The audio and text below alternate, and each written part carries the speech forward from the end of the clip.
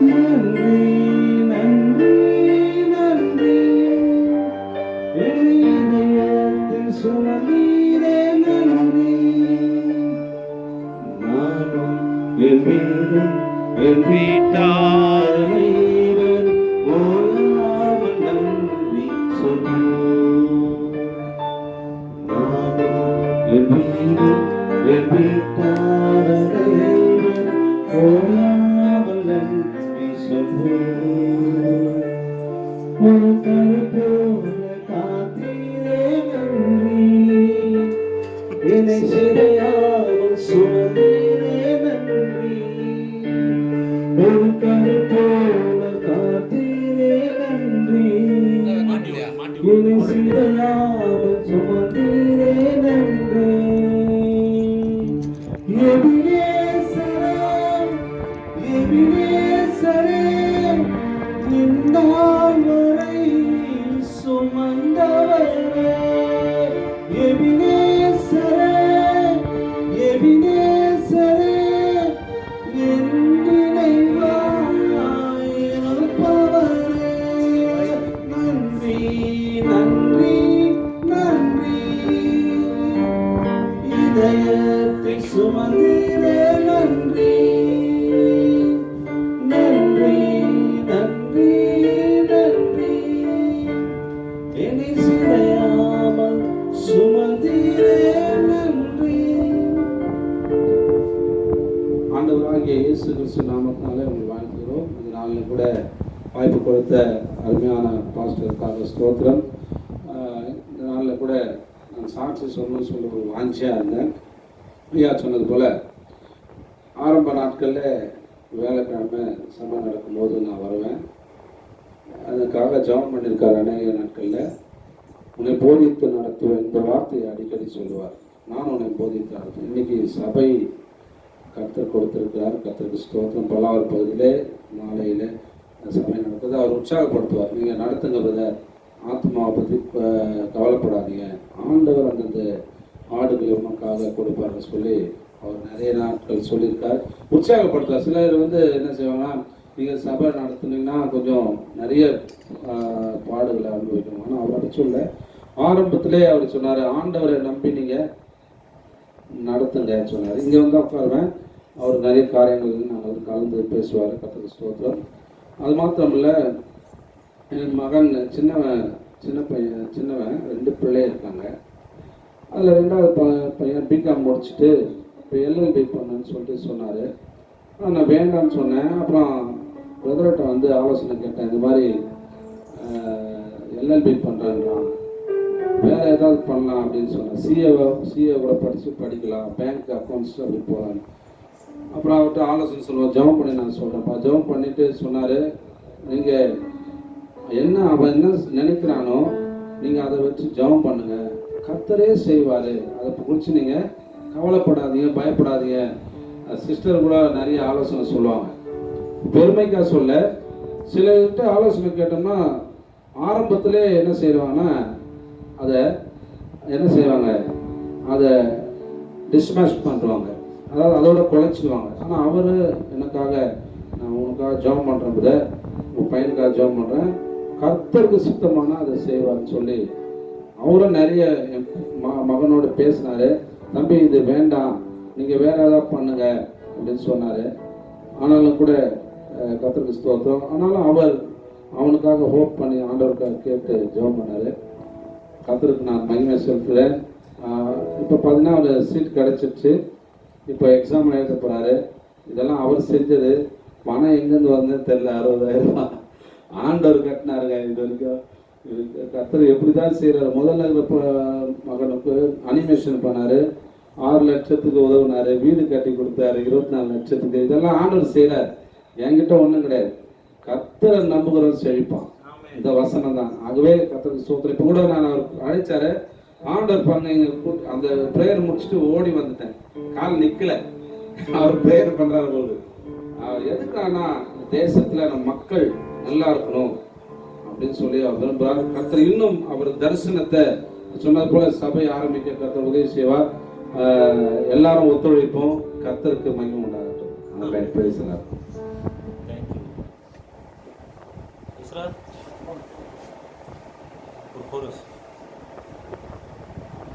சாட்சி இருக்கா? இல்லை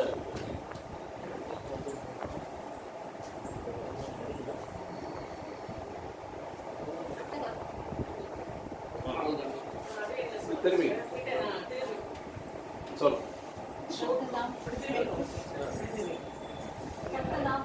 இல்லை அந்த இதை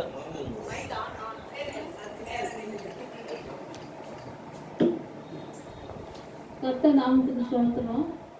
நான் வந்து இந்து பொண்ணு. நான் ரொம்ப இந்துல ரொம்ப ஐக்கியமாக இருந்தேன். ஐக்கியமாக இருந்து எங்கள் நாத்தனார் பொண்ணு தான் இந்து கிறிஸ்டினாவா. என்னை வந்து மாமி இதெல்லாம் சும்மா மண்ணால் செய்யப்பட்ட உருவம் மாமி, அதெல்லாம் நம்பாத, ஏசப்பாவை நம்பு மாமின்னு சொன்னான். அது பிரகாரம் வந்து அப்படியே மனசுக்குள்ளே அவர் நினச்சிட்டே இருந்தேன். அவர் எப்பவுமே மனசுல இருப்பார், ஆனால் வெளியே சொல்ல மாட்டேன். இப்போ வந்து அப்பாவுடைய பரிபூர்ணமான கிருபை எனக்கு கிடைச்சிருக்கு. அப்பா சொல்லியிருக்காரு, மலைகள் விலகினாலும் பர்வதங்கள் நிலை பெயர்த்தாலும் என் கிருபை உன்னை விட்டு விலகாமல் இருக்கும். அந்த வார்த்தை எப்பவுமே எழுதி வச்சிருக்கேன், எப்பவுமே படிப்பேன். இப்போ வந்து அப்பா மேலே எனக்கு அளவில்லாத ஒரு மேலே பற்று ரொம்ப ஜாஸ்தியாக இருக்கு. கர்த்தர் நாமத்துக்கு ஸ்தோத்திரம். எனக்கு கால் வலி ரொம்ப அதிகமாக இருந்தது. என்னால் முடியவே முடியாது, கொஞ்சம் தூரம் நடக்கவும் முடியாது, வரவே முடியாது. எங்கள் நாத்தனார் பொண்ணு கையை பிடிச்சி தான் கூட்டிகிட்டு வருவா. இப்போ வந்து அந்த வழியே இல்லை. அப்பாவுக்கு கர்த்தர் நாமத்துக்கு ரொம்ப ஸ்தோத்திரம். ரொம்ப நன்றி. கர்த்தர் சுகம் கொடுக்குறார். ஆமென். நம்புங்க. நான் சொல்கிறது என்னென்னா, நான் இங்கே யாராவது வீட்டுக்குள்ளே வந்தால் என்ன ஜெபம் பண்ணுறதுன்னா, வீட்டுக்குள்ளே வந்த உடனே சுகம் கிடச்சிடும். நான் கையை நீட்டியோ நான் வாயை திறந்தோ எதுவும் சொல்ல வேண்டாம். வீட்டுக்குள்ளே நுழைஞ்ச உடனே சுகம் கிடைக்க முடியாதான் நான் ஜெபம் பண்ணுறேன். வீட்டுக்குள்ளே வந்தோடனே நிம்மதி கிடைக்கும், வீட்டுக்குள்ளே வந்தோடனே ஒரு சமாதானம் கிடைக்கும். அப்படி தான் ஜெபம் பண்ணுறேன். இந்த சோறுகளுக்கெல்லாம் கூட ஜெபம் பண்ணுறேன். அதனால் ஆண்டவர் தான் உங்களை சுகம் கொடுக்குறார். ஆண்டவர் உங்களை பலப்படுத்துகிறார், சிறப்படுத்துகிறார், வேலை நிறுத்துகிறார். வேற ஆன்லைனில் கேட்குறாங்க.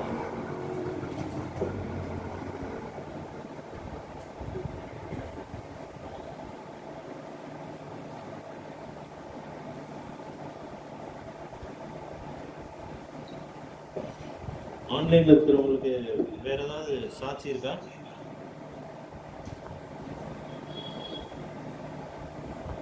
சரி, சாட்சி இல்லைன்னா சாட்சிகளுக்கெல்லாம் அதான் ஜோம். அவ்வளோ தூரம்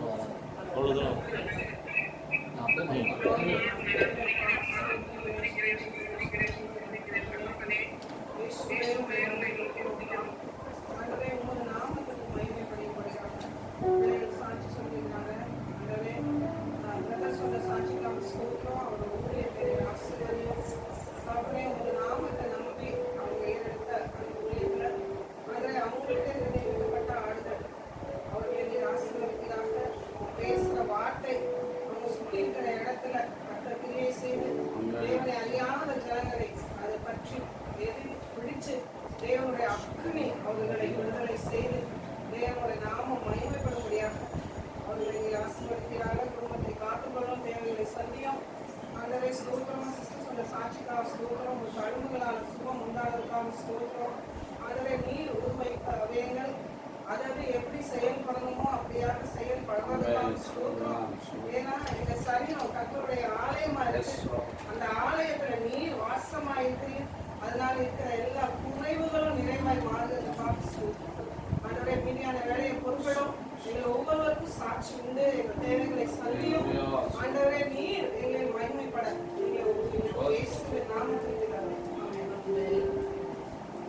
ஆமென்.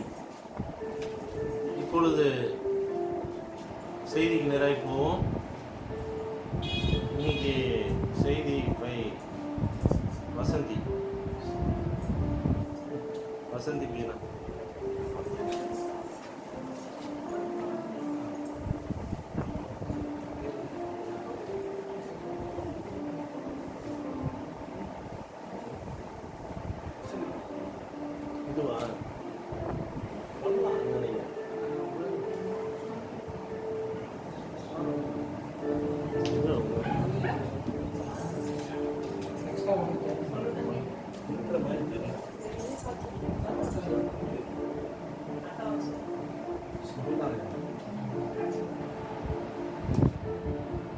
இங்கே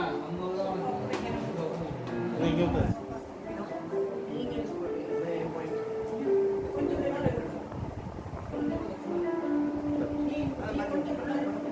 இல்லை அந்த சேர் உட்காரு. உட்காரு உட்காரு. அவங்க பக்கத்தில் உட்காரு. சிஸ்டர் ஜானகி சிஸ்டர் உட்காந்துருக்காங்க. அவங்க தானே உனக்கு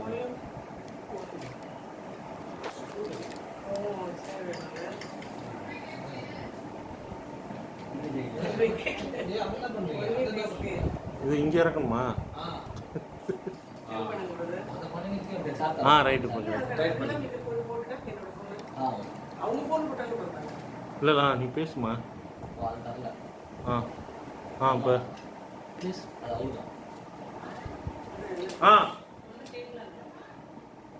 சொல்லுங்க.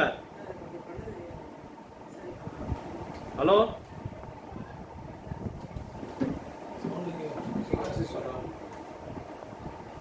ஏன் உட்காருவ?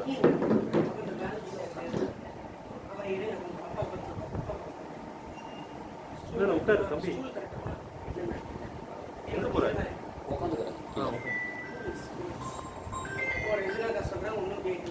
சரி சரி நான் சொல்கிறேன், நான் பார்க்குறேன். நீ அந்த இதை ஆன் பண்ணுமா ஸ்பீக்கர்? இன்னும் ஸ்டார்ட்டே பண்ணல. ஒரு நிமிஷம் இந்த சேர் அரேஞ்ச் பண்ணிட்டாங்க. ஒரே நிமிஷம்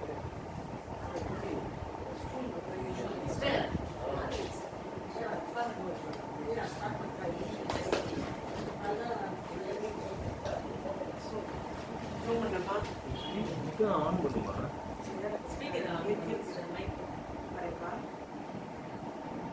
முதல்ல ஆன் பண்ணிருக்கேன்.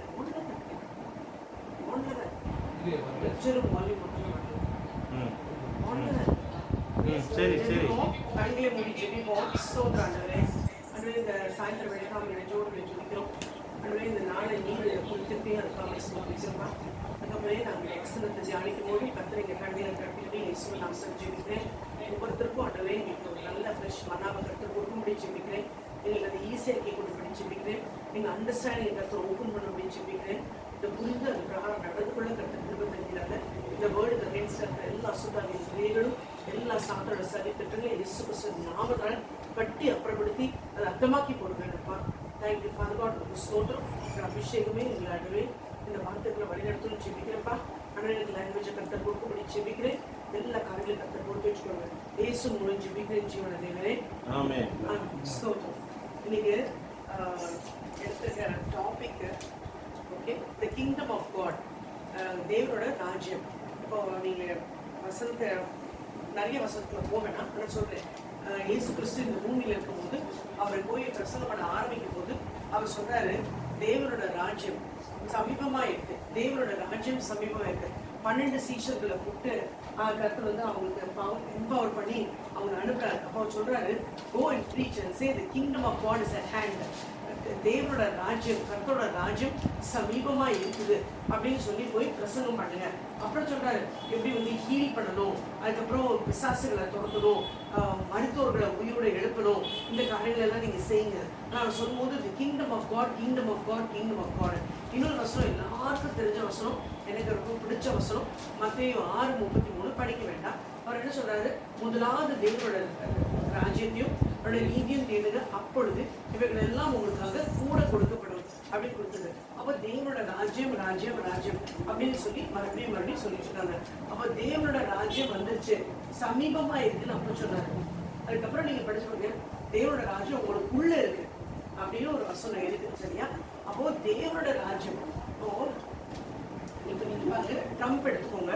இப்ப ட்ரம்ப் வந்து அமெரிக்காவை டேக் ஓவர் பண்ணிட்டாரு. சரியா? அப்போ அவ்வளவு பெரிய பதவியில ஓகே உட்கார்ந்துட்டாரு. இப்ப புது புது ரூல்ஸ் போட்டுட்டு இருக்காரு. அவர் என்ன சொல்றாரு, யார் யாரெல்லாம் இந்த ஊருக்கு கள்ளத்தனமா வந்தீங்களோ, ஒழுங்கான வீசா கிடையாது, படிக்க வந்துட்டு அதுக்கப்புறம் படிக்க வந்துட்டு அப்படியே குவாய்ட்டா நைஸா அதே நாட்டில் வந்துட்டு எப்படியோ சம்பாதிச்சுட்டு வீசா இல்லாம அதை எக்ஸ்டெண்ட் பண்ணி மூலாம் பண்ணிட்டு இருக்கீங்க அப்படின்னு சொல்லி ஒரு ரூல் போட்டிருக்காரு. ஸோ தேவனோட ராஜ்யம்க்கு வேற ரூல்ஸ் இருக்கு, இங்க இருக்கிற தமிழ்நாடுக்கு வேற ரூல்ஸ் இருக்கு, இந்தியாவுக்கு வேற ரூல்ஸ் இருக்கு. எல்லாருக்கும் தெரியும். திடீர்னு ஒரு நாள் என்ன ஆயிடுச்சு, இந்த படம் செல்லாது அப்படின்னு வந்தபோது எல்லாரும் கியூல நின்னோம், எல்லாரும் அவதிப்பட்டோம். சில பீப்புள் ரொம்ப வச்சு பதுக்கி வச்ச பணம் எல்லாம் அவங்களுக்கு லாஸு.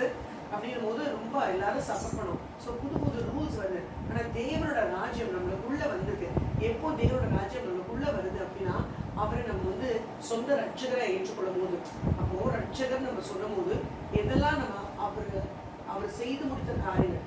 ஸோ ஃபர்ஸ்ட் வந்து அவருடைய டெத்து, அடுத்து வந்து அவருடைய ரிசரக்ஷன், அவர் உயிர் தெழுதல். ஓகே, அவரோட டெத்து, அவரை வந்து இஸ் பெரியல், அவரை அடக்கம் பண்ணது, அவரோட அடக்கம், அவரோட உயிர் தெழுதல், அவரோட அசென்ஷன். இந்த 4 காரியத்தை நம்ம நம்பும் போது தேவராஜ்யம் நம்மளுக்குள்ள வருது.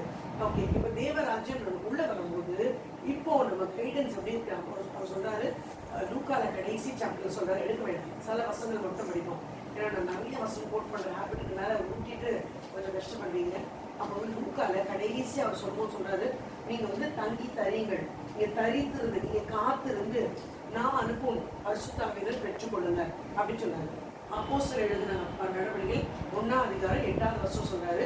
அதுக்கப்புறம் பரிசுத்தாவியர் உங்கள் மேல் வரும்போது நீங்க பெலன் அடைந்து எனக்காக சாட்சியில இருப்பீங்க. யூதேயா தொடங்கி எருசலேம் மட்டும் எல்லா இடத்துல உலகம் எங்கும் போய் எனக்காக நீங்க சாட்சியில இருப்பீர்கள் அப்படின்னு சொல்லிட்டு. ஸோ வந்து பரிசுத்தாவியரோட உன்னத பெலன் உங்களுக்குள்ள வந்தால் தான் சில காரியங்களை நீங்க செய்ய முடியுன்றது அவர் தெளிவா சொல்றாரு. ஸோ தேவர் ராஜ்யம். இப்போ நம்ம எல்லாம் டிஃப்ரெண்ட் பீப்புள். நான் என்ன சொல்றேன்னா, பக்கத்து வீட்டு பர்சன் மாதிரி நான் இருக்க முடியாது. கரெக்டா? இவங்கள மாதிரி என்னால் இருக்க முடியாது, அவங்கள மாதிரி என்னால் இருக்க முடியாது. ஏன்னா அந்த தேவனோட பிள்ளை, எனக்குள்ள ஒரு ராஜ்யம் இருக்கு. அந்த ராஜ்யம் தான் அந்த ரூல்ஸ் அண்ட் ரெகுலேஷன் தான் நடந்தது. இப்போ சில பேர் என்ன பண்றாங்க, நான் வந்து கிறிஸ்துமஸ்க்கு நல்லா தண்ணி போட்டுறேன் அப்படின்னு வந்து கேட்டிருக்கீங்களா, கேட்கலையா? இந்த காரியங்கள் எல்லாம் சில ஃபாதர்ஸ் வந்து நல்லா தண்ணி போடுறாங்க அப்படின்னு சொல்லி நம்ம கேள்விப்படுறோம். கரெக்டா இல்லையா? ஃபாதர்ஸ் தண்ணி போடுறாங்க. கிறிஸ்டியன்ஸே மோசமானவங்க வேற ஜனங்க சொல்றாங்க. ஏன்னா கிறிஸ்துமஸ் பார்ட்டி வச்சு இந்த காரியம் நம்ம வந்து பிரித்தெடுக்கப்பட்ட ஜனங்கள், ஒரு பரிசுத்த சந்ததி நம்ம. சரியா? அப்போ தேவ ராஜ்யம் இப்படி இருக்குன்னு சொல்லிட்டு கர்த்தர் பண்றாரு, பலப்படுத்தி 12 பேரை முதல்ல அனுப்புறாரு, 70 பேர் அனுப்புறாரு. அவருடைய சுவிசேஷம் சொல்றது. சுவிசேஷம்னா என்ன? Good news. சரியா? நல்ல நியூஸ். உங்களுக்கு கொஞ்சம் சிம்பிளாகவும் சொல்ல பார்க்குறேன். ஆனால் அது கொஞ்சம் உங்களுக்கு ரீச் ஆயிடுச்சுன்னா சம்வேர் அப்படின்றது. ஏன்னா ஒவ்வொரு மீட்டிங் தான் நம்ம போய் உட்காடுறோம், ஒவ்வொரு மீட்டிங்ல கேட்குறோம், எப்படி இருந்துச்சு மெசேஜ்னா, ரொம்ப நல்லா இருந்துச்சுப்பா, எப்படி இருந்துச்சுப்பா, சூப்பராக இருந்துச்சுப்பா அப்படின்னு. ஆனால் அந்த மெசேஜ்க்கும் நம்மளுக்கும் அதுக்கப்புறம் கொஞ்சம் தொடர்பே நான் போயிடுவேன். அப்படின்னா நீட்டாக சாத்தா வந்து நைட்டோட லைட்டாக அவன் எல்லாத்தையும் களவாடிட்டு போயிடுவான், எல்லாத்தையும் திருடிட்டு போயிடுவான். அப்படின்னு இயேசு கிறிஸ்து சொன்னாரு, தேவனோட ராஜ்யம் எதுவா இருக்கான், ஒரு விதைக்க போறது போல இருக்கான். எது கர்த்தரோட வார்த்தை, நல்ல வார்த்தையை கேட்டு அப்படியே மெய்மருந்து உட்காந்து worshipல பாடி சர்ச்ல போய் பாடி அப்படி நம்ம ஆரம்பிச்சுட்டு வர வழியிலேயே ஏதாவது டிராஃபிக் ஜாம், ஒரு ப்ராப்ளம் ஆகி ஏதாவது ஒன்று ஆகி இந்த வசனத்தை பிடிங்கி போடுறது தான் அவங்க காத்துட்டு இருக்கான். ஸோ இன்னைக்கு அந்த வசனத்தை நம்மளை விட்டு பிடிங்கி போடாத அளவுக்கு கர்த்தர் நம்ம எல்லாருக்கும் பலத்தை கர்த்தர் கொடுப்பாராக.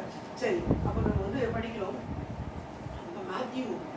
மத்தேயு இங்கிலீஷ்ல வந்தாலும் நினச்சிக்கோங்க, அது அப்படி வரும், இங்கிலீஷ்ல வரும். மேத்யூல மத்தேயு 8 நம்ம போது 8 ஓகே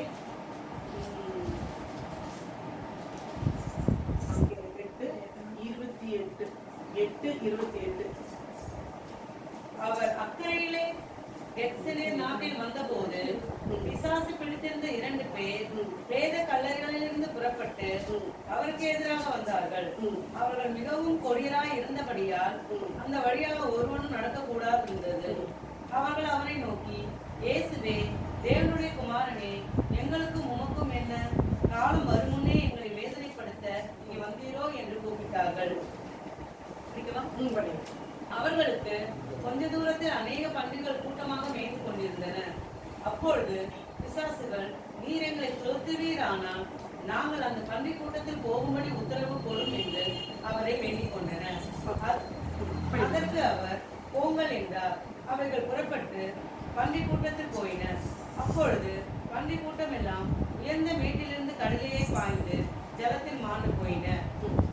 ஓகே, எல்லாம் ஜலத்துல போய் மாண்டு விட. அப்போ பள்ளிக்குள்ள அனுப்பிட்டாரு அந்த அசுத்தாவியை. அசுத்தாவி வந்து எங்க டைம் வரதுக்கு முன்னாடி எங்களை வந்து டார்ச்சர் பண்ண வந்திருக்கீங்களா, சன் ஆஃப் காட் அப்படின்னு சொல்லிட்டு அவங்க சொல்றாங்க. அப்போ அவங்க கர்த்தர் என்ன சொல்றாரு, அவங்க இது பண்றாங்க, நாங்க அந்த பன்றி கூட்டத்துக்குள்ள நாங்க போயிட்டுமா அப்படின்னு கேட்கும்போது போங்க அப்படின்னு சொல்றாரு. ஸோ அந்த பன்றி கூட்டத்துக்கு போன பிறகு அந்த பன்றி வித்துட்டு இருக்க ஜனங்களுக்கெல்லாம் கோவம் வந்துடுது. அப்போ அசுத்தாவிய துரத்துற வல்லமே இயேசு கிறிஸ்துவுக்கு இருக்கு. இன்னொரு டிசைபிள்ஸ் பாக்குறாங்க, ஒரு ஸ்டார்ம் அடக்குறாரு, ஒரு ஸ்டார்ம் அடக்குறாரு. அப்ப சொல்றாரு இறையா புயல் ஸ்டார்ம். தேங்க்யூ. அப்போ புயல் இருக்கும்போது, பயங்கரமான ஒரு புயல் இருக்கும்போது அந்த காற்றை பார்த்து அகற்றாரு, அந்த கடலை பார்த்து அகற்றாரு. இறையாது அமைதலாயிரு. அப்போ சொல்றாரு, இப்பேற்பட்ட மனுஷனும் இவ்வளோ ஒரு வல்லமை இருக்கு. ஓகே, இவ்வளோ ஒரு வல்லமை இருக்கு, காற்றும் கடலும் இருக்கு அடங்குது, இப்பேற்பட்ட வரும் அப்படின்னு சொல்லிட்டு அவர் பார்க்குறாரு. அப்போ அவர் என்ன பண்ணிட்டு இருக்காருன்னா, அவர் டெமான்ஸ்ட்ரேட் பண்ணிட்டு இருக்காரு. அப்போ அவர் என்ன சொன்னாரு, கர்த்தரோட ராஜ்யம் சமீபமா இருக்கு, நீங்க என்ன பண்ணுங்க, போய் ராஜேஸ்வரர் மேல கையில வச்சு நீங்க அவங்க சொஸ்தமாக்குங்க, டெட் பீப்பிள மரித்தோட உயிரோடு எழுப்பு அப்படின்னு சொல்லிட்டு ஹீல் தி சிக் சொல்றாரு, ரேஸ் தி டெட் அப்படின்றாரு. அசுத்தாவை பிடிச்சவங்கள துரத்துங்க, அசுத்தாவை பிடிச்சவங்க அவர் துரத்துறாரு. சரியா? டெட் பாக்குறோமா இல்லையா? அப்ப பாக்குறோம். அவர் ஒரு இடத்துல சொல்றாரு, ஜலிதா பூமி அப்படின்னு சிறு பெண்ணே எழுந்துரு அப்படின்னு சொல்லும் போது அவங்க உயிரோட திரும்பி குந்துறா. ஓகே, அது பண்ணாரு. அப்புறம் லெப்ரசி, லெப்பர்ஸை ஹீல் பண்ணாரு. ஸோ நிறைய யாரெல்லாம் கஷ்டப்படுறாங்களோ, வியாதியில இவ்வளோ வியாகுலத்தில் கஷ்டப்படுறவங்க எல்லாம் கர்த்தர் சுகமாக்குறாரு. சரியா? அப்போ இப்படி இருக்கும்போது அவர் டெமான்ஸ்ட்ரேட் பண்றாரு கர்த்தர் ராஜ்யம். இந்த கதைகள் வெளிரங்கமா செஞ்சு காட்டுறாரு. அற்புதங்களை அதிசயங்களை மக்கள்கிட்ட வெளிரங்கமா செஞ்சு காட்டுறாரு. அதான் டெமான்ஸ்ட்ரேட். இப்போ வந்து நம்ம இந்த தேவ ராஜ்யத்தை நம்ம ஏற்றுக்கொள்வோம். எப்படி ஏற்றுக்கொண்டோம்? இயேசு கிறிஸ்து நம்ம சொந்த ரட்சகரை ஏற்றுக்கொள்ளும் போது தேவனோட ராஜ்யம் நமக்குள்ள வந்துச்சு. அப்போ அவர் உள்ள வந்துட்டாரு. ஆனா சில பிரச்சனைகள் இன்னும் நம்ம லைஃப்ல ஓடிட்டு இருக்கு. ஏன்னா மெயின் ரீசன் என்ன அப்படின்னா, மனசுல இருந்து வசனத்தை பிடுங்கி அவன் போட்டுறான். இப்போ மைண்டும் ஹார்ட்டும் நான் ஒன்னா வச்சே பேசுறேன். சிந்தையும் இருதயமும், மைண்ட்னா சிந்தையும் இருதயம் சில இடத்துல அது ஓவர்லாப் ஆகுது, அப்படிதான் கொடுத்துருக்கு. சரியா? அப்போ என்ன வேணும் அப்படின்னா, நம்ம ஹார்ட்ல வேற காரியங்கள் ஓடிட்டு இருக்கு, வேற காரியங்கள் நம்மளுக்குள்ள ஓடிட்டு இருக்கு.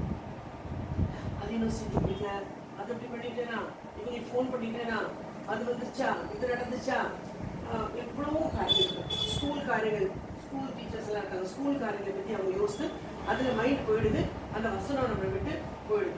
ஸோ முதல் காரியம் வந்து நம்ம காட் பண்ண வேண்டியது என்னன்னா, நம்மளோட மனசை ஃபர்ஸ்ட் காட் பண்ணணும். இப்போ இந்த மனசுக்குள்ள சின்ன வயசுல இருந்து சாத்தா வந்து அள்ளி வீசிருக்கான் சில காரியங்களை, நம்ம மைண்டுக்குள்ள அள்ளி வீசிருக்கான். உன்னால முடியாது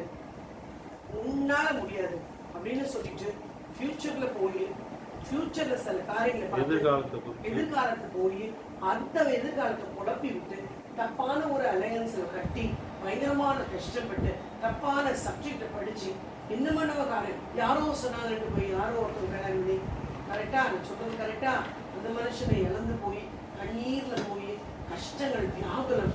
ஓகே, இப்போ வந்து அடிமைத்தனம். இப்போ சாத்தானுக்கு பிடிச்சது என்ன? அடிமைத்தனம். இப்போ பாருங்க, மோசே எடுத்துக்கோங்க. மோசே வந்து அவர் டெலிவரர். ஓகே, விடுதலை ஆக்குற ஒரு பெரிய மனுஷன். அப்போ வந்து அவ்வளோ ஜனங்க, அவ்வளோ 6 lakh people அப்படின்னு கொடுத்துருக்கு. நம்ம கால்குலேட் பண்ணி பார்த்தா 6 லட்சம் ஜனங்களை 430 வருஷம் அடிமைப்படுத்தி வச்சிருக்காங்க சாத்தான். ஆனா அவங்க சொல்ற ஒரே ஒரு ராத்திரியில விடுதலாக்கி மோசே